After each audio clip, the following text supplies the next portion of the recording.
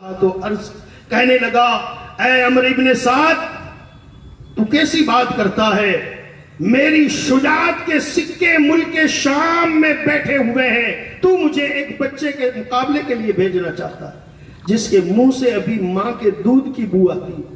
عمر ابن سعد کہنے لگا ارزق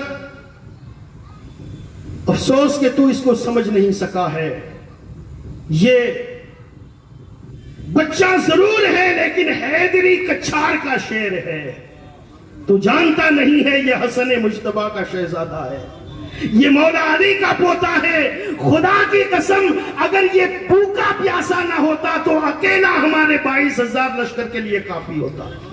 تو ان کو کیا سمجھتا ہے یہ قوت حیدری کے وارث ہے، لیکن ارزق کہتا ہے تو کچھ بھی کر لے میں اس کے مقابلے میں جانے والا نہیں ہوں، اگر میں نے اس کو مار بھی دیا تو دنیا کہے گی کہ ارزق نے ایک بچے کو مارا، لیکن ہاں اگر تو ضد کرتا ہے اس لشکر میں میرے 4 بہادر بیٹے بھی آئے ہوئے ہیں، میں ابھی اپنے ایک بیٹے کو بھیجوں گا، ابھی چند منٹوں میں اس کا سر قلم کر کے لائے گا۔ اور وہ اپنے بڑے بیٹے کو حکم دیتا ہے، اس کا بڑا بیٹا مست ہاتھی کی طرح سے جھومتا ہوا قیمتی تلوار ہاتھ میں لے کر امام قاسم علیہ السلام کے مقابلے میں آتا ہے، آ کر آپ پر وار کرتا ہے، آپ نے پیکرا بدل کر اس کے وار کو خالی کیا اور پھر اس زور سے تلوار کا وار کیا کہ وہ 2 ٹکڑے ہو کر زمین پر تڑپنے لگا، آپ نے آگے بڑھ کر اس کی قیمتی تلوار پر قبضہ کر لیا۔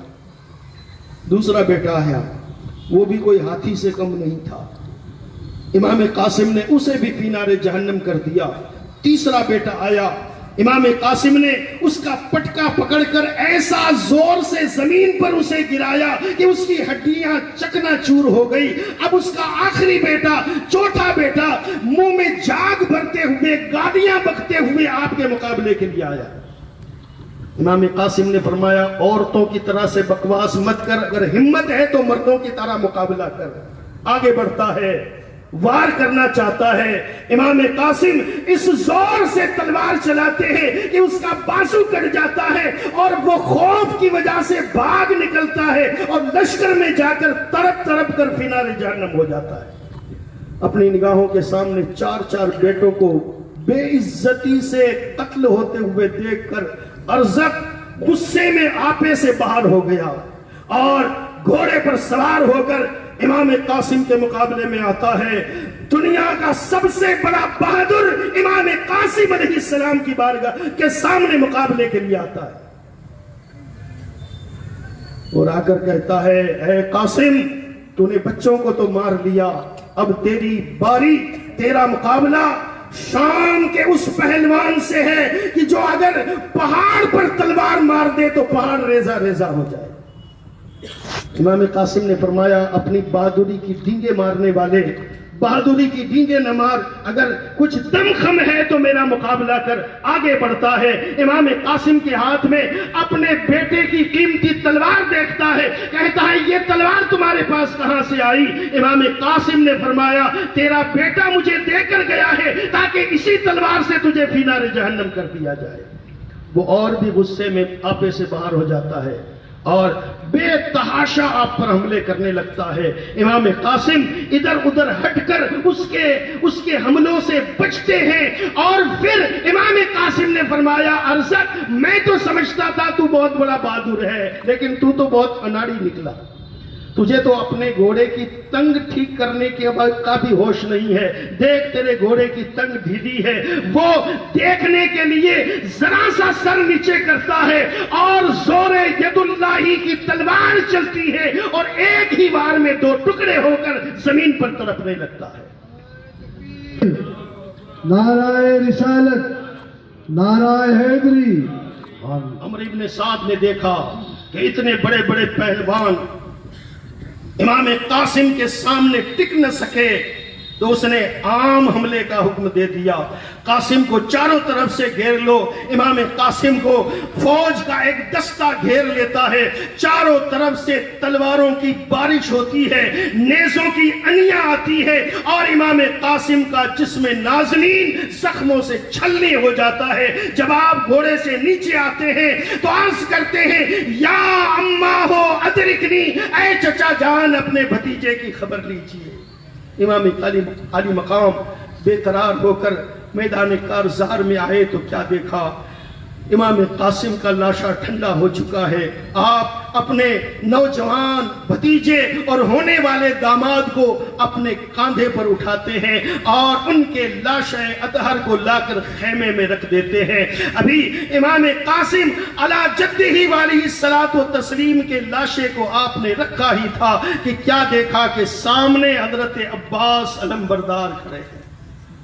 یہ عباس کون ہے؟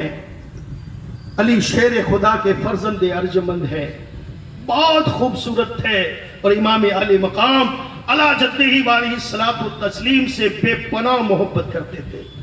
اور امام حسین نے حضرت عباس بن علی کو اپنے لشکر کا علمبردار بنایا تھا، یعنی ان کے ہاتھوں میں لشکر کا جھنڈا دیا تھا۔ آ کر عرض کرتے ہیں بھائی جان اپنی پیاس تو گوارا ہے، سکینہ کی پیاس دیکھی نہیں جاتی۔ بھائی جان سکینہ کے ہونٹ سوکھ گئے ہیں، بار بار اپنی زبان منہ پر پھیرتی ہے، اس کا چہرہ میں دیکھتا ہوں تو میرا کلیجہ پھٹ جاتا ہے۔ بھائی جان اجازت دیجئے، میری ایک تمنا ہے کہ پانی کا ایک مشکیزہ لا کر میں خیمے اطہر میں پہنچا دوں۔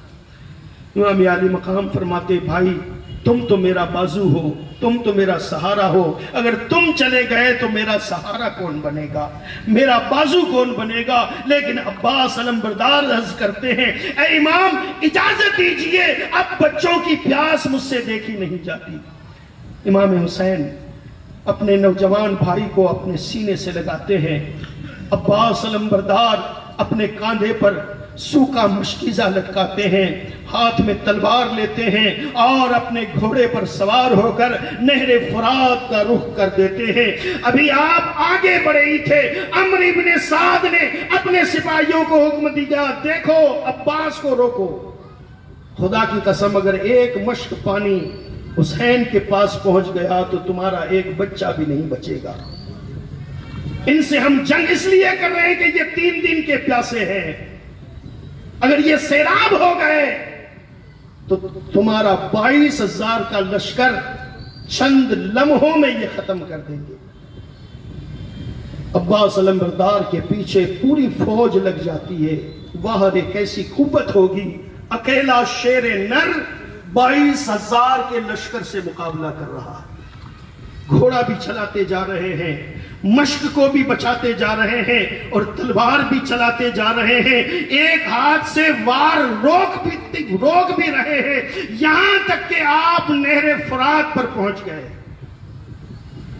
یہ کوئی معمولی جرت نہیں تھی، معمولی ہمت نہیں تھی، 22,000 کے لشکر کو کاٹ کر نہر فرات تک پہنچنا یہ علی کے لال ہی کی ہمت تھی۔